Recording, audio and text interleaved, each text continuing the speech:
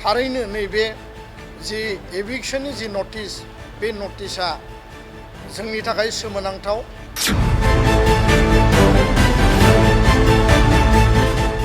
हानि मालिकनि सायाव जुदि नटिस खालायोबा बर'फोरनि सायाव जुदि नटिस खालायोबा जोंनि थाखाय आलादा रायजो गैथ'आ, जोंनि थाखाय आलादा देश गैया। भारतआवनो आसामावनो बिटिआरआव बर' कसारि काउन्सिलाव बा कार्बि आंलंआव गुबुन गुबुन काउन्सिलाव जों दिनै रायजो जानानै दङ।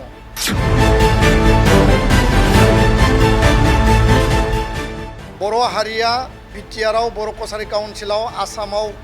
जोङो उदाङै आबुङै गावनि अधिकारखौ लानानै थांना थानो लुबैयो।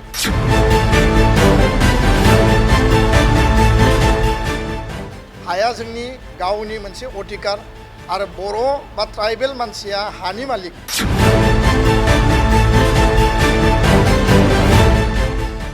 बर' मेजरिटी बर' इनहेबिटेड दङ आरो फैबाय थानाय 2026नि बिसायख'थियाव बेबायदि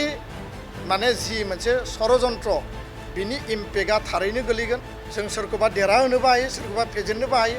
आरो कुनु कारनाव जों आपस खालामनाय नङा।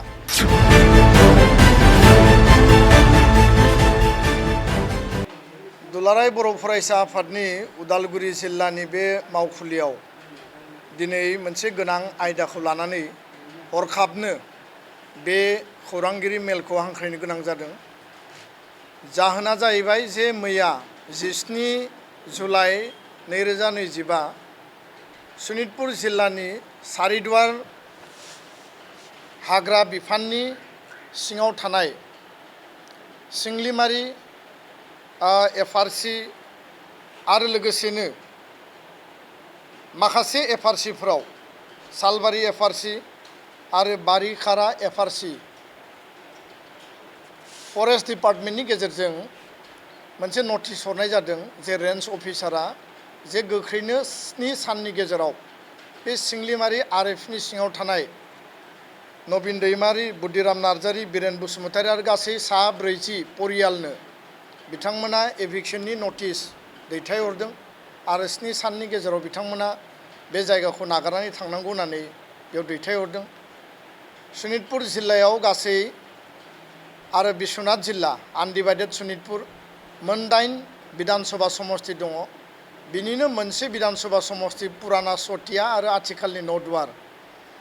बे नौदुवारनि सारिदुवार बे ओनसोलाव गोबां समाव जोङो गोबां जेंनानि मोगा-मोगि जाबोनो गोनां जादों।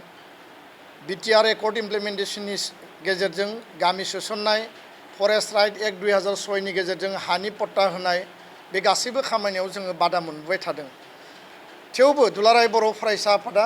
जोंनि खामानि मावनायखौ जोङो नागाराखै आरो दाख्लैबावै 6 जुलाइ आसामनि गिबि मन्थ्रिनि चेयारमेनशिपआव एकर्ड इमप्लिमेन्टेसननि जि मिटिं जादोंमोन, जेराव आसामनि चिफ सेक्रेटारि आरो हाइ रेंकनि अफिसारफ्रा दङमोन आरो गिबि मन्थ्रिया 2006 एफआरए एक्ट बायदियै चिफ सेक्रेटारिखौ डाइरेक्सन होदों जे डिसि सनितपुर, डिसि बिश्वनाथ सानैजोंबो टेलिफनिक डिसकासन खालामदों गिबि मन्थ्रिया जे आद्रा थाबावनाय बिश्वनाथनि प्राय 2000सो एफआरसिनि जि एफआरए एन्टाइटेलमेन्ट दङ बेखौ होनांगौ आरो 9000सो जि सनितपुर जिल्लायाव दङ बेखौ गोख्रैनो होनांगौ। दा बे खामानिया सोलिगासिनो दङ। चिफ सेक्रेटारि बिथाङा इन्सट्राक्सन होनाय जादों, गिबि मन्थ्रिया डाइरेक्सन होदों।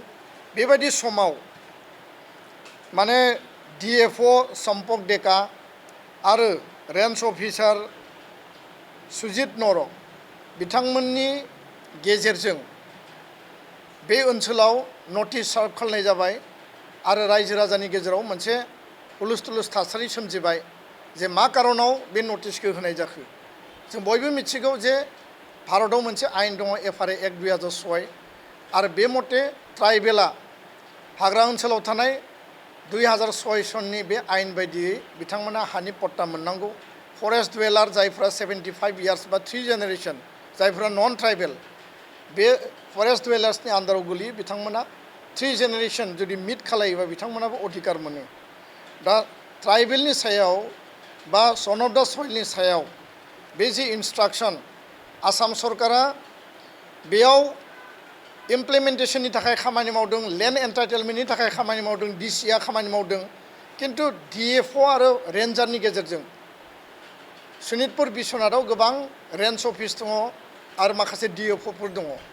अकल नौदुवार समस्ति विधानसभा समस्ति आरो सारिदुवार रेन्ज अफिसनि गेजेरजों नटिस सार्भ खालामनायाव मोनसे पलिटिकेल कनस्पिरेसि दङ आरो बे सतिया आरो आथिखाल नौदुवार समस्तिनि जाय माने पाब्लिक रिप्रेजेन्टेटिभ जाय पलिटिकेल रिप्रेजेन्टेटिभ बिथांनिनो बेयाव थोंजों आखाइ दङ होननानै जोंनियाव प्रमान मोनदों खारन माखासे पार्टिनि बिबानगिरि आरो जाय बिनि जनप्रतिनिधि बिथांनि इनभल्भमेन्टआ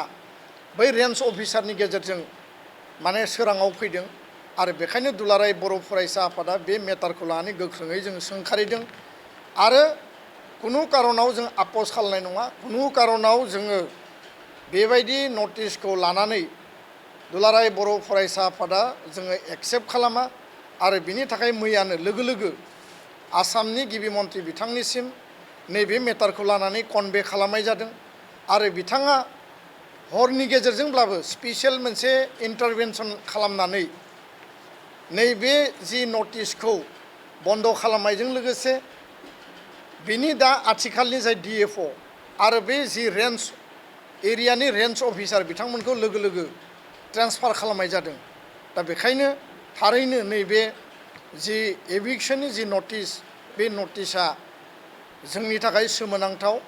आरो जेराव FRA एक्टनि गेजेरजों लेन्ड एन्टाइटेलमेन्टनि खामानिया सोलिबाय थादों बे समाव बेबायदि खामानि मावनाया थारैनो एकर्डनि स्पिरिट आरो FRA एक्ट 2006 जि मोनसे आयेन बे आयेननि बिपरित बा उल्था होननानै जोङो बुंदों बेखायनो बर' हारिया बिटिआरआव बर' कसारि काउन्सिलाव आसामाव जोङो उदाङै आबुङै गावनि अधिकारखौ लानानै थांना थानो लुबैयो हाया जोंनि गावनि मोनसे अधिकार आरो बर' बा ट्राइबेल मानसिया हानि मालिक आरो बे हानि मालिकनि सायाव जुदि नटिस खालायोबा बर'फोरनि सायाव जुदि नटिस खालायोबा जोंनि थाखाय आलादा रायजो गैथ'वा जोंनि थाखाय आलादा देश गैया भारतआवनो आसामावनो बिटिआरआव बर' कसारि काउन्सिलाव बा कार्बि आंलंआव गुबुन गुबुन काउन्सिलाव जों दिनै रायजो जानानै दङ दा बेखायनो बेबायदि हाबाफारिनि गेजेरजों जि जोंखौ पलिटिकेल कनस्पिरेसि खालामनायनि जि खामानि बे खामानिखौ जुदि मावबावब्ला सोरबा जुदि जनप्रतिया मावोब्ला सोरबा जुदि बेक्तिया बबेबा समस्ति भित्तियाव जुदि मावोब्ला सनितपुर बिश्वनाथाव 8टा विधानसभा समस्ति दङ जेराव साइजेबल बर' भटार बर' मेजरिटि बर' इनहेबिटेड दङ आरो फैबाय थानाय 2026नि बिसायख'थियाव बेबायदि माने जि मोनसे षड़यन्त्र बिनि इम्पेक्टआ थारैनो गोलैगोन जों सोरखौबा देरहाहोनोबो हायो सोरखौबा फेजेननोबो हायो आरो कुनु कारनाव जों आपस खालामनाय नङा दिनैसिम दासिम गिबि मन्थ्रिया बिनि सायाव स्टेप लादों जों गोजोननाय मोनदों बिथांखौ धन्यबाद बावदों किन्तु उनाव आरोबाव जुदि बेबायदि कनस्पिरेसि खालायोबा बेखौ जोङो गनायनानै लाया बिनि थाखाय जोङो गणतान्त्रिक आन्दलन बा सोमावसारनाय जोंनि प्रटेस्टखौ जोङो खालामगोन आरो कुनु कारनाव बे जायगानिफ्राय जों खारनायाव गैया बे जायगायाव जों हा मोननांगौ FRA एक्ट बायदियै बे दाबिखौ लानानै जोङो सरकारखौ नारसिनगोन आरो सरकारजों जों सावरायगोन